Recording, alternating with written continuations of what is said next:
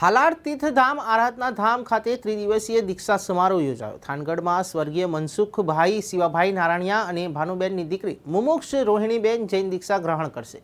થાનગઢ અહિંસાના પંથે ચાલનાર જૈન સમાજમાં અનેક લોકો દીક્ષા ગ્રહણ કરી સાંસારિક મોહમાયા ત્યજી સંયમનું માર્ગ અપનાવતા હોય છે। આમ જોવા જઈએ તો જૈન સમાજની ભાગવતી દીક્ષા ખૂબ કઠિન માનવામાં આવે છે।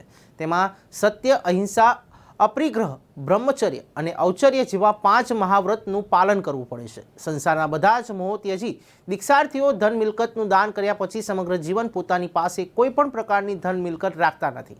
જામનગર અને જામખંભાળિયા વચ્ચે આવેલા જૈન સમાજના સુપ્રસિદ્ધ હાલાર તીર્થધામ એવા આરાધન ધામ ખાતે આગામી તારીખ 5 થી 7 દરમિયાન ત્રિદિવસીય જૈન ભક્તિ મહોત્સવમાં થાનગઢના પ્રજાપતિ સમાજના દીકરી મુમુક્ષુ રોહિણીબેન જૈન દીક્ષા ગ્રહણ કરવા જઈ રહ્યા છે। દીક્ષા મહોત્સવ પૂર્વે મુમુક્ષુ રોહિણીબેનની શોભાયાત્રા સાથે વિદાયમાન આપવાથી થાનગઢમાં અનેરો ઉત્સાહ છવાયો હતો।